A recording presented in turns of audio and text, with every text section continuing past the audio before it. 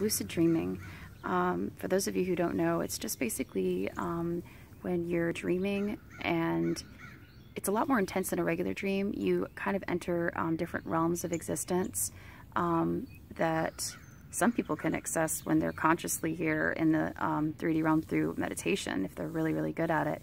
But for me, I, you know, tend to do it when I'm sleeping more so than not. I try to stay in theta range. There are a lot of musical entrainment videos on YouTube for free that really help induce lucid dreaming for me. They're called like Theta Entrainment, brainwave waves, or it's basically, theta is just like a range of brain waves, a certain like speed at which your waves in your brain move, so that you can enter these dreamlike states but yet still be in a semi-conscious state.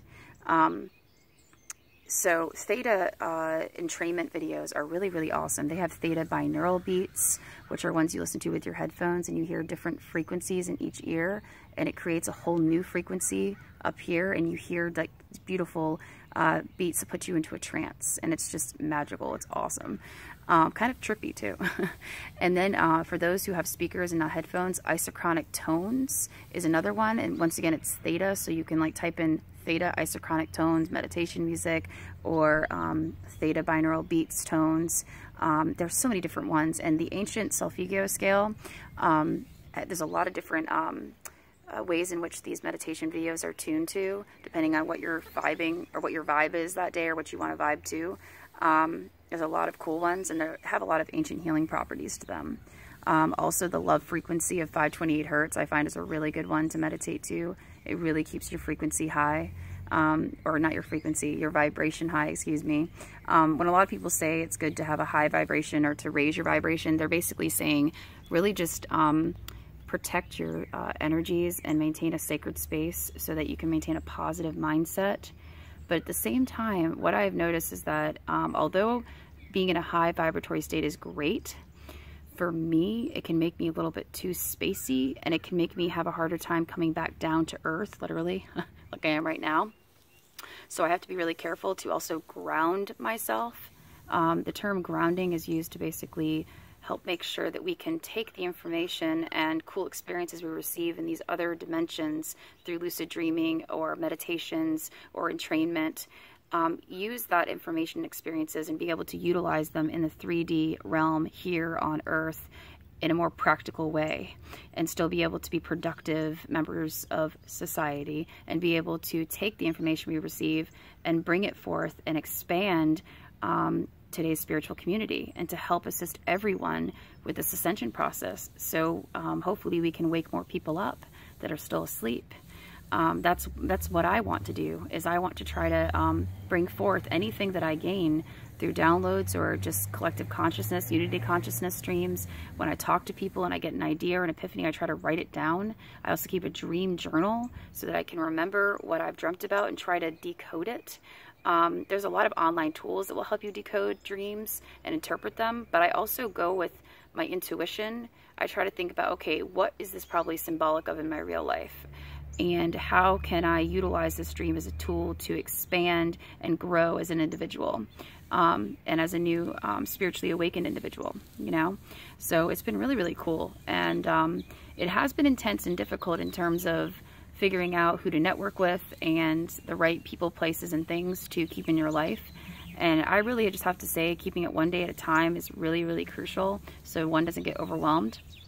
And back to the grounding concept, one thing that really helps me, which I have in a little purse right here with me, they're called Boji Stones. I don't know if you can see them. They look like this. Boji Stones or Shaman Stones. There's several different names for them. I believe they're from Utah in the United States. There are two different shapes. One represents the male shape. It kind of looks like a flying saucer. And the other one is supposed to be the smoother one. The smooth spherical one is supposed to represent the female. And so basically, these are supposed to be really good grounding stones. If you just hold in the palm of your hand, they balance the yin and yang energies, or the divine masculine and feminine within all of us, to allow us to stay balanced, you know, feel like calm and collective and cool throughout everyday life.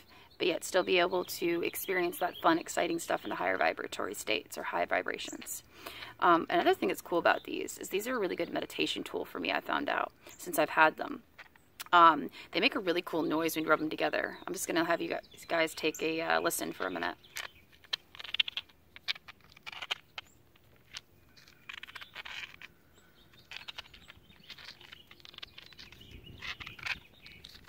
So I just think they sound pretty cool because it could probably do some ASMR triggering. For those of you who listen to ASMR, I think that it's a really cool way to get that sensory trigger along the meridians and make you feel relaxed and at ease after a long, stressful day. So I think it's a pretty cool technique.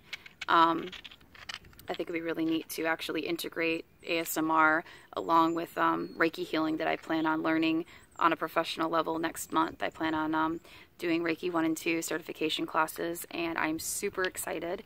I think I mentioned in one of my previous videos that I'm getting ready to do that, and I also mentioned about this necklace in particular. This is an organite necklace that really, really helps protect oneself from the electromagnetic frequencies, EMFs, emitted from cell phones, cell phone towers, computers, modern day technology that's wireless, because a lot of the radiation they emit is intense and somewhat harmful to our natural biorhythm. So what this does, this organite, it doesn't block the EMFs, but what it does is it transmutes them from a negative, harmful frequency to a positive, more harmonious, bioavailable energy that our bodies can handle. And it really, really helps actually in turn take that frequency and energizes us in a good way and really helps us to maintain a positive state and to stay aware at all times. And that's really critical with this ascension. I found out it's taking place on Earth right now. The ascension is happening worldwide. Mother Earth, Gaia herself, is changing her pulse constantly. And by pulse, I mean that I'm talking about Gaia's Earth heartbeat. The heartbeat of the earth. That's what I like to think of the Schumann resonances that I spoke of in my main video that's on my YouTube channel about grounding, getting back in touch with the Schumann resonance, which is, I believe, 7.83 hertz, if I'm not mistaken. I believe that's what it is. Yeah, but it's been fluctuating, and that's because of the ascension. There's a lot of things changing, and for the better. This is our time. This is the humans' time to take back what is rightfully ours, and that is common resources, common shelter, common, foods, crops, water, clean water, safe, environmentally sound products. This is the common man's time, or the common people's time, to really rise up and to come together as one and help each other, and not trying to one up each other, and not trying to put the ego first and trying to outcompete each other, but to work together harmoniously and just really, really continue to help raise the vibration of Mother Earth, despite all of the crazy negative things going on out there, which I know there's a lot. And it can be really overwhelming when you first go through an awakening. Initially, it was for me when I found out about all the globalist projects and all of the harmful, negative plans they have proposed. However, what has really helped me to transmute those feelings of despair and worry and fear and negative energy is to look at the bright side and also look for the solutions. What are the possible solutions? Instead of dwelling on the negative, what can I do about it?